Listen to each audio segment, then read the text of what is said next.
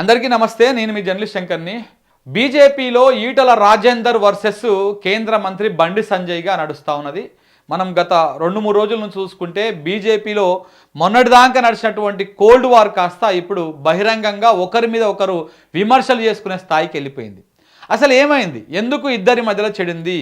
ఎందుకంటే బీజేపీలో చెప్పుకోదగ్గ నాయకులు ఎవరనో కొంతమంది పేర్లు చెప్పాలంటే వాళ్ళల్లా వీళ్ళిద్దరి పేర్లు చెప్పాలి. ఒకటి బండి సంజయ్ పేరు, ఇంకొకటి ఈటల రాజేందర్ గారి పేరు. మరి వీళ్ళిద్దరూ, ఒక ఆయన కేంద్ర మంత్రి, ఒక ఆయన బీజేపీ ఎంపీ. ఇద్దరిది ఒకటే పార్టీ, ఇద్దరు బీసీ సామాజిక వర్గమే, ఇద్దరిది ఒకటే జిల్లా, ఉమ్మడి కరీంనగర్ జిల్లా.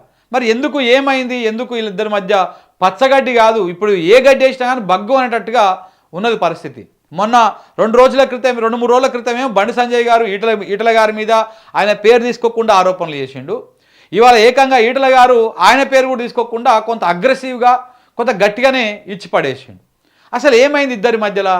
ఏమైందని ఒకసారి మనం చర్చ పెడితే, ఈయన ఎప్పుడైతే ఈటల రాజేందర్ గారు బీఆర్ఎస్ పార్టీకి, అంటే అప్పుడు టీఆర్ఎస్ పార్టీకి రాజీనామా చేసి బీజేపీ పార్టీలో జాయిన్ అయ్యిండో, అప్పటి నుంచి బండి సంజయ్కి ఈటల రాజేందర్కి మధ్య బాగా కోల్డ్ వార్ నడుస్తూనే ఉన్నది. ఒకటే బీసీ సామాజిక వర్గం కావడము, బండి సంజయ్ గారేమో మున్నూరు కాపు సామాజిక వర్గం, ఈటల రాజేందర్ గారేమో ముదిరాజ్ సామాజిక వర్గం, ఇద్దరిది బీసీ సామాజిక వర్గమే. బండి సంజయ్తో పోల్చుకుంటే ఇంకా ఈటల గారికి ఇంక కొన్ని అడ్వాంటేజెస్ ఉన్నాయి. ఎందుకంటే ఆయన ఉద్యమకారుడు, కేసీఆర్తో కలిసి పనిచేసిండు, 2 సార్లు ప్రభుత్వంలో పనిచేసిండు, అనుభవం ఉన్నది, కొంత సావధానంగా ఆచితూచి మాట్లాడగలిగేటువంటి క్యాపబుల్ ఉన్నది. రేపన్నాడు ఆయన నాయకత్వాన్ని రాష్ట్రంలోని కొంతమంది ప్రజలు కూడా, ఓ వర్గం కూడా యాక్సెప్ట్ చేస్తుంది. ఉద్యమంలో పనిచేసేటువంటి నాయకుడు కాబట్టి బలమైనటువంటి బీసీ సమాజం వెనకాల ఉంటుంది. ఇవన్నీ నేపథ్యంలో ఎక్కడ నాకంటే ముందడుగుకి వెళ్ళిపోతాడో, ఒక స్టెప్పే ముందేస్తాడో అని చెప్పేసి బండి సంజయ్కి కొంత అభద్రతా భావం ఏర్పడింది మాత్రం వాస్తవం. ఆ నేపథ్యంలోనే కొంత అసెంబ్లీ ఎన్నికల్లో కొంత పూర్తి స్థాయిలో సపోర్ట్ చేయకపోవడం, ఇట్లాంటివన్నీ కూడా జరిగినాయి అన్నటువంటి ఆరోపణలు కూడా స్థానికంగా ఉన్నాయి. ఈ నేపథ్యంలో ఇప్పుడు అది ఇంకా పీక్స్కి వెళ్ళిపోయినాయి, తారాస్థాయికి వెళ్ళిపోయింది. అది ఆ ఇద్దరి మధ్యలో నడుస్తున్నటువంటి కోల్డ్ వారు అది ఇప్పుడు బహిరంగంగా వేదికల మీదకి, బజార్లోకి వచ్చి ఒకరి పట్ల ఒకరు మైకులు పట్టుకొని తిట్టుకునే స్థాయికి వెళ్ళిపోయింది.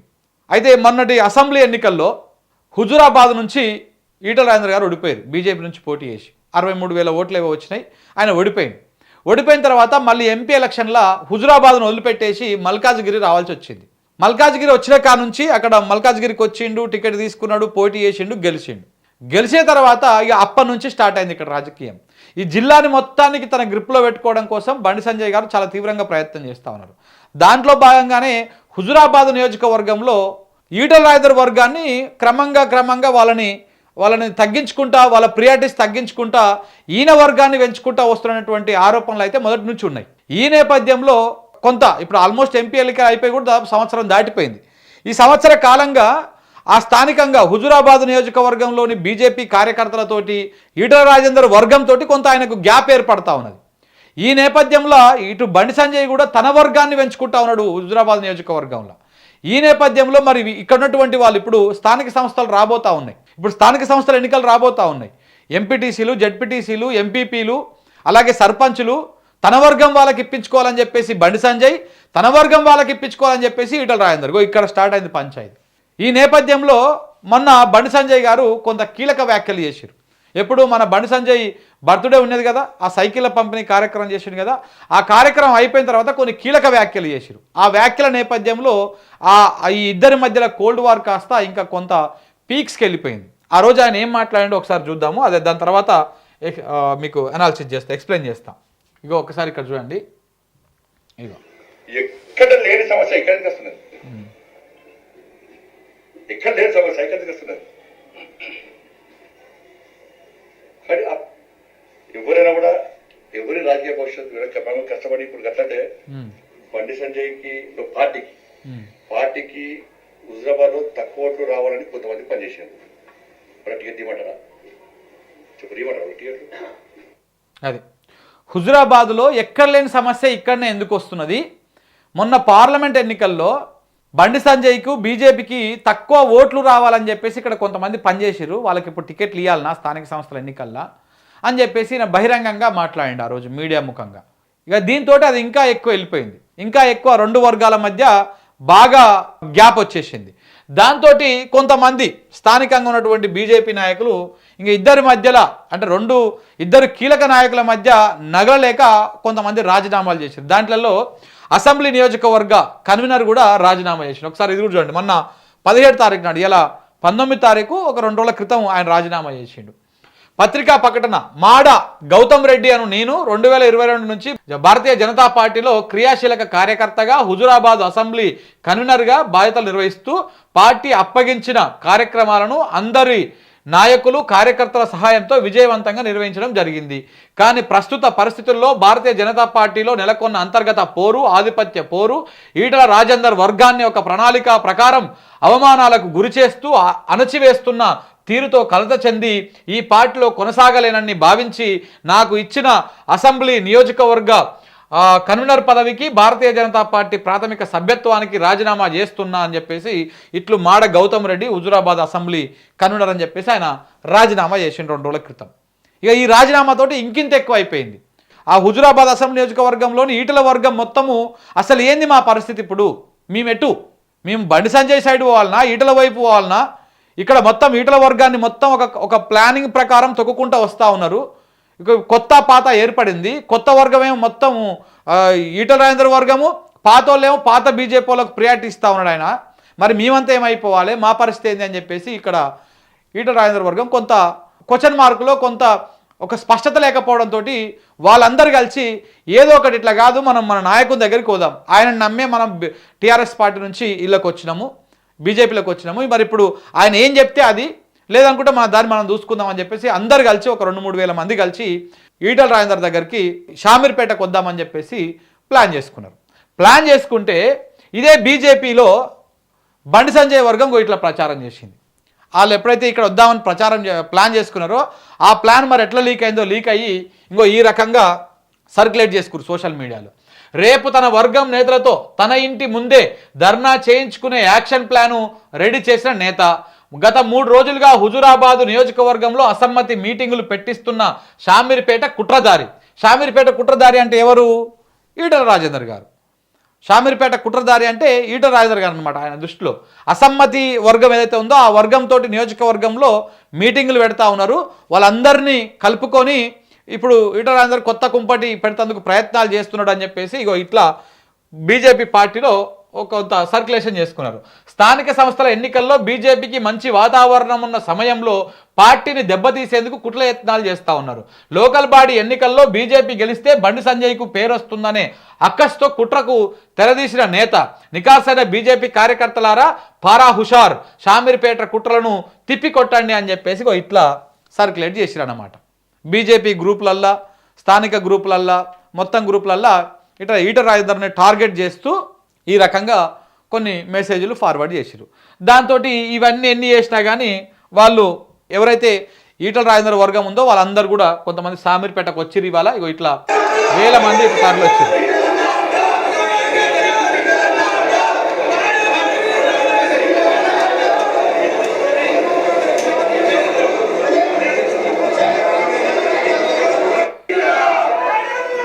ఇట్లా ముఖ్య కార్యకర్తలు అందరూ కలిసి ఒక 2-3 వేల మంది కలిసి ముఖ్య కార్యకర్తలు అందరూ కలిసి షామీర్పేటకు వచ్చారు. షామీర్పేటకు వచ్చి మన బండి సంజయ్ గారు మాట్లాడారు కదా, ఇక దానికి కౌంటర్గా కూడా ఈటల రాజేందర్ గారు మాట్లాడారు. ఒకసారి ఇక్కడ చూడండి. ఇంటికి కూడా నాకు ఎన్ని ఓట్లు వచ్చాయో గన్ని ఓట్లు సమానంగా వేయించే చింత తప్ప ఎమ్మెల్యేకు ఎక్కువ ఓట్లు, ఎంపీకి తక్కువ ఓట్లు వచ్చేట్టు లేదు. ఇప్పటికి ఆయన అంతరాత్మ వేస్తున్న భూమిలో వారికి రెండు కలిపే వస్తే 2014 వరకు ఎంపీ ఎమ్మెల్యే ఎన్నికలు కలిపి వచ్చేది. ఇలా రాజధాని వచ్చిన డైరెక్షన్ కలిపి వచ్చేది. ఇంకల్లా అన్నారుగా నా ఎమ్మెల్యేకి ఎన్ని ఓట్లు వచ్చిందో ఎంపీగా ఆయన కూడా ఎన్ని ఓట్లు వచ్చింది. ఇక్కడ కూడా బండి సంజయ్ పేరు తీసుకోకుండా బండి సంజయ్ గారు ఏవైతే డౌట్స్ లేవనెత్తిండో ఆ డౌట్స్ని ఆయన క్లారిఫై చేశారు. వాస్తవానికి కూడా ఈటల రాజేందర్ గారు చెప్పినట్టు కూడా ఒకసారి మనం బీజేపీకి హుజురాబాద్ నియోజకవర్గంలో వచ్చినటువంటి లెక్కలు చూసుకుంటే 2018 అసెంబ్లీ ఎన్నికల్లో జనరల్ ఎలక్షన్లో బీజేపీకి వచ్చినటువంటి ఓట్లు 1653 మాత్రమే. బీజేపీకి వచ్చినటువంటి ఓట్లు కేవలం 1653 ఓట్లు మాత్రమే వచ్చినాయి ఎమ్మెల్యే ఎలక్షన్స్లో. మళ్ళా ఎంపీ ఎలక్షన్లో వచ్చినటువంటి ఓట్లు చూసుకుంటే 23,000 ఓట్లు వచ్చినాయి. అప్పుడు కూడా బండి సంజయ్ గెలిచి 2019లో 23,000 ఓట్లు వచ్చినాయి.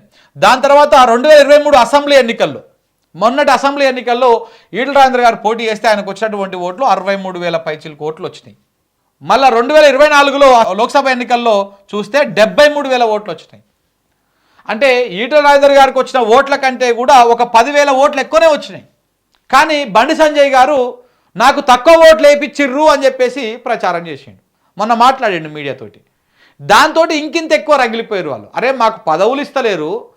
ఎప్పుడైతే ఈటల రాజేందర్ గారు హుజురాబాద్ నియోజకవర్గాన్ని వదిలిపెట్టి మల్కాజ్గిరికి వచ్చిర్రో అప్పటి నుంచి మమ్మల్ని ఒక పురుగులను చూసినట్టు చూస్తూ ఉన్నారు, పట్టించుకోవడం లేదు, ఏ పదవులలో ఇస్తలేరు, పార్టీ ఏ కార్యక్రమాలకు పిలుస్తలేరు, జిల్లా అధ్యక్షుడిని కృష్ణారెడ్డిని చేతిలో పెట్టుకొని బండి సంజయ్ గారు ఏ కార్యక్రమానికి మమ్మల్ని పిలుస్తలేరు అని చెప్పేసి వాళ్ళు కొంత డిసప్పాయింట్లో ఉన్నారు. దానికి తోడు మేము కష్టపడి ఈటల రాజేందర్కి పడ్డ ఓట్ల కంటే కూడా ఇంకొక 10,000 ఓట్లు ఎక్కువ వేపిస్తే అసలు మేము ఓట్లే వేయలేదని చెప్పేసి తప్పుడు ప్రచారం చేస్తూ ఉన్నారు. ఇది ఎంతవరకు కరెక్టు? ఇక ఇట్లయితే మనకు రాజకీయ భవిష్యత్తు ఉండదు అని చెప్పేసి అందరూ కలిసి ఇక్కడ ఈటల రాజేందర్ దగ్గరికి ఇలా షామీర్పేటకు వచ్చారనమాట. షామీర్పేటకు వచ్చి ఒక భరోసా తీసుకొని పోయారు. ఆ సందర్భంగా ఈటల రాజేందర్ గారు కొంత గట్టిగానే మాట్లాడిండు, కొంత అగ్రెసివ్గా మాట్లాడి చూడండి. రేపటి గెలుపుకు సంకేతం ఇచ్చే అడ్డ ఇలా శ్యామిపేట అడ్డ. దాన్ని పట్టుకొని వాడు సైకోనా, శాడిస్టా, మనిషా, పశువా, వాడు ఏ పార్టీలో ఉన్నాడు, వాడు ఎవరి అండతో ఆ ధైర్యం చేస్తున్నాడు, వాటిని నేర్చుకోవాలి. కానీ బీ కేర్ఫుల్ కొడుక, బీ కేర్ఫుల్. మేము శత్రువుతో కొట్లాడతాం కానీ కడుపుల కత్తులు పెట్టుకొని కవరించుకునే సంస్కృతి మా రక్తం లేదు కొడుక, నా రక్తం లేదు. ఇవాళ మీరు ఎవడెవడు సోషల్ మీడియాలో పెడుతున్నారో, ఏమేమి రెచ్చగొడుతున్నారో, ఏమేమి చేస్తున్నారో మొత్తం పైకి పంపించే ప్రయత్నం చేస్తా. నేను అనుకుంటున్నా సంస్కారం ఉందని, సభ్యత ఉందని ఇట్లాంటి వాటిని అరికడతానని చెప్పి భావిస్తున్నా. అరికట్టకపోతే నష్టపోయేది ఎవరో అర్థం చేసుకోండి. అది ఈ మాట చాలా పెద్ద పదం. ఇలా తప్పుడు సర్క్యులేషన్ చేస్తున్నటువంటి, తప్పుడు ప్రచారం చేస్తున్నటువంటి వాళ్ళని అరికట్టకపోతే నష్టపోయేది ఎవరో అర్థం చేసుకోండి. ఈటల రాజేందర్ వల్ల బీజేపీ గెలిచింది కానీ బీజేపీ వల్ల ఈటల రాజేందర్ గెలవలే. ఇక్కడ మనం అర్థం చేసుకోవాలి. హుజురాబాద్ బై ఎలక్షన్లో బీజేపీ వల్ల ఈటల రాజేందర్ గెలవలే, ఈటల రాజేందర్ వల్ల బీజేపీ గెలిచింది. ఈటల రాజేందర్ వల్ల మల్కాజ్గిరి గెలిచింది. ఈటల రాజేందర్ వల్ల బై ఎలక్షన్లో గెలిచిర్రు, బీజేపీ కొంత బలపడింది. ఎందుకంటే ఆయనకు ఆ చరిష్మా ఉంది కాబట్టి. బీజేపీ వల్ల బై ఎలక్షన్లో గెలవలే ఆయన. రేపు ఆయన ఒకవేళ ఆ పార్టీ నుంచి వెళ్ళిపోయినా ఆయనకే బీజేపీ నుంచి, ఆయన ఏ పార్టీలకు పోయినా మళ్ళీ గెలిచే క్యాండిడేటే. మళ్ళీ ఏ పార్టీలకు పోయినా కానీ దానివల్ల ఎవరికి నష్టమవుతుంది? బీజేపీకే నష్టమవుతుంది. ఆయన ఏమంటా ఉన్నాడు, ఇవన్నీ నేను పైకి పంపిస్తా, ఇవన్నీ నేను పైకి పంపించి పెద్దలకు చెప్తా, వాళ్ళు తీసుకుంటారని నాకు నమ్మకం ఉన్నది, చర్యలు తీసుకుంటారని. తీసుకోకపోతే ఎవరు నష్టపోతారో వాళ్ళకే తెలుసు అని చెప్పేసి కూడా చెప్తా ఉన్నాడు. అంటే ఏంది, ఇండైరెక్ట్గా ఇవన్నీ చక్కగా చేస్తేనేమో పార్టీలో ఉంటా, లేకపోతే ఈ పార్టీ కథ ఇక బండి సంజయ్ లాంటి వాళ్ళని పెట్టుకొని నడిపించుకోరని చెప్పేసి ఆయన వెళ్ళిపోయేటట్టుగా చాలా స్పష్టంగా కనపడతా ఉంది. నష్టం మాకు కాదు, మాకు ఏం తక్కువ ఉంది అసలు? మీరు ఎవరు అసలు? నీ శక్తి ఏంది, నీ యుక్తి ఏంది, నీ చరిత్ర ఏంది, మా చరిత్ర ఏందిరా? నీ శక్తి ఏంది, మా శక్తి ఏంది, అందులో ఏంది రా అనే పదాన్ని కూడా అన్నాడు. మీరు చూడండి, కాస్త ఒకసారి అబ్జర్వ్ చేయండి. 2002 వచ్చిన జిల్లాకి, 2002 వచ్చిన జిల్లాకి 2 సార్లు నేను జిల్లా పార్టీ అధ్యక్షుడిగా పనిచేసిన, నేను 2 సార్లు జిల్లా మంత్రిగా పనిచేసిన, నేను నా అడుగు పడని గ్రామాలు లేవు కరీంనగర్ జిల్లాలో. ఉమ్మడి కరీంనగర్ జిల్లాలో నా అడుగు పడని గ్రామాలు లేవు. ఉమ్మడి కరీంనగర్ జిల్లాలో నేను కరీంనగర్లో ఉంటే పొద్దున ఉదయం పొయ్యి ముట్టిస్తే రాత్రి 12 గంటలకు కూడా ఆ పొయ్యి ఆరిపోయేది కాదు. ఒక్క హుజురాబాదు, ఒక కమలాపురం వచ్చినట్టు కాదు బిడ్డ, మొత్తం కరీంనగర్ జిల్లా మొత్తం వచ్చేది. పక్క పొద్దున్న జిల్లాలు కూడా అప్పుడప్పుడు వచ్చిపోయేది. ఇవాళ నేను 2 సార్లు 40 ఫ్లోర్ లేదని చెప్తున్నా అంటే నాకు తెలియని జిల్లా ఉంటుందా? నేను పోని మండలం ఉంటుందా? నేను మాట్లాడినటువంటి జాతులు ఉంటాయా? మీకు మా చరిత్ర తక్కువ తెలుసుకోడు కానీ మీ చరిత్ర మీకు తక్కువ తెలుసు. సో కాబట్టి కొంత గట్టిగానే మాట్లాడాడు. దాంతోపాటు ఇంకా కొన్ని అన్నాడు. నేను ఆ జిల్లాలో 2002లో వచ్చిన, 2 సార్లు జిల్లాకు అధ్యక్షుడిగా పనిచేసిన, నేను అడుగుపెట్టని గ్రామం లేదు, నేను పోనటువంటి ఇల్లు లేదు, నేను మాట్లాడినటువంటి జాతులు లేవో అందరితోని మాట్లాడినా, అందరినీ కలుపుకొని పోయినా. నేను ఎవరితోని కొట్లాడినా? అసలు నా కింద నువ్వేంటిది? నేను ఒక కేసీఆర్తో కొట్లాడినా, ఒక వైఎస్ రాజశేఖర రెడ్డితో కొట్లాడినా, ఒక చంద్రబాబుతో కొట్లాడినా, ఒక రోషయ్యతో కొట్లాడినా, ఒక కిరణ్ కుమార్ రెడ్డితో కొట్లాడినా, ఇగో నేను నీళ్ళతో కొట్లాడినా, నువ్వెంత, నీ రాజకీయ భవిష్యత్ ఎంత, నీ కథ ఎంత, నీ రాజకీయ అనుభవం ఎంత అని చెప్పేసి ఆయన మాట్లాడడం జరిగింది. ఇంకా అంతా మనం ప్రెస్ మీట్ అంతా ప్లే చేస్తే పెద్దగా అవుతుంది, కానీ ఇగో ఈ రకంగా మాట్లాడాడు. సో ఇక ఈ దెబ్బతోని చాలా క్లియర్గా అర్థమైపోయింది. అయితే అన్ని సెటరైట్ అయికొని కుదుర్చుకొని సర్దుమని ఉంటారా, లేకపోతే ఈటల రాజేందర్ గారు తన వర్గాన్ని మొత్తం వేసుకొని బయటికి వెళ్ళి వస్తాడా, లేకపోతే బీజేపీకి అవసరం అనుకుంటే, ఈటల రాజేందర్ లాంటి బలమైన నాయకుడు బీజేపీకి అవసరం అనుకుంటే బండి సంజయ్ నోరును కొంచెం అదుపులో పెట్టమని అధిష్టానం ఏమన్నా ఆదేశాలు జారీ చేస్తుందా, ఏం చేస్తుందో చూడాలి. కానీ ఏది ఏమైనా ఇద్దరి కీలక నాయకుల మధ్య పోరు మాత్రం తారాస్థాయికి వెళ్ళింది. అయితే ఇక్కడ ఇంకొక అంశం కూడా, బండి సంజయ్కి ఏం మద్దతు ఉందో ఏమో తెలియదు, కానీ ఈటల రాజేందర్కి మాత్రం బలంగా మద్దతు ఉన్నది. కొంతమంది సిట్టింగ్ ఎంపీల నుంచి కూడా బలమైనటువంటి మద్దతు ఉన్నది ఈయనకి. ఆ సిట్టింగ్ ఎంపీలు ఎవరో కూడా రానున్న రోజులలో తేలనుంది. Thank you very much.